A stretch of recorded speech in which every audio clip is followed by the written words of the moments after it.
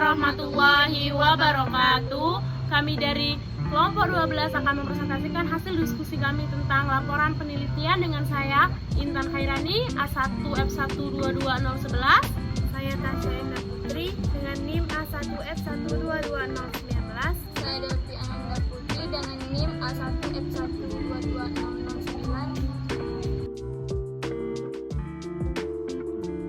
Pengertian teks laporan. Teks laporan adalah teks yang berisi laporan hasil pengamatan atau penelitian yang telah dilakukan dan bertujuan untuk memberikan informasi kepada pembaca. Oleh karena itu, teks ini dibuat berdasarkan data-data yang valid yang telah dikumpulkan, bukan berdasarkan imajinasi sang penulis. Menurut KBBI, teks laporan hasil observasi artinya naskah berupa kata-kata asli dari penulis. Definisi laporan adalah segala sesuatu yang disampaikan, diadukan, dan dilaporkan. Pengertian observasi yaitu peninjauan secara cermat melalui pengamatan.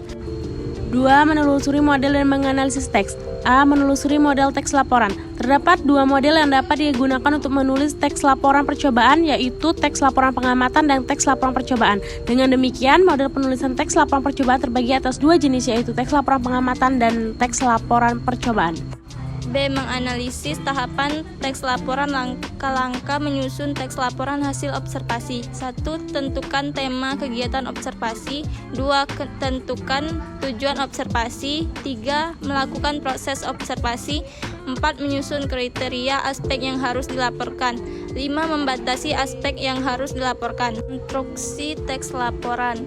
Mengonstruksi teks laporan adalah menyusun kembali teks tersebut dengan menggunakan bahasa Anda sendiri, tetapi dengan tetap mempertahankan struktur teks, isi, dan genre mikro yang ada.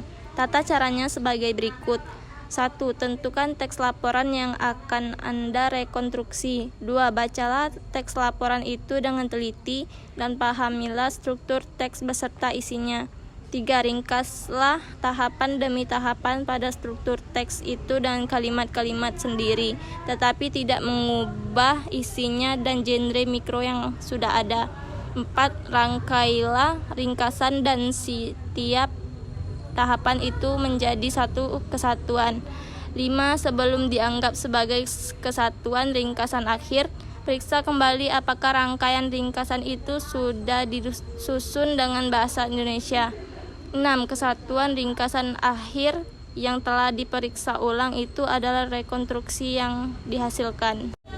Kesimpulan, agar kita tidak mengalami hambatan dan lancar dalam penyusunan laporan penelitian, maka kita harus 1. Banyak membaca buku-buku yang terkait dengan laporan penyusunan karya ilmiah kita.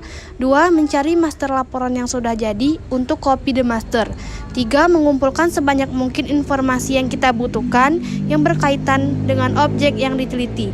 4. Memahami kerangka laporan karya ilmiah. Dan 5. Meneguhkan niat di dalam hati bahwa laporan penilaian itu harus selesai sebagai bentuk tanggung jawab kita.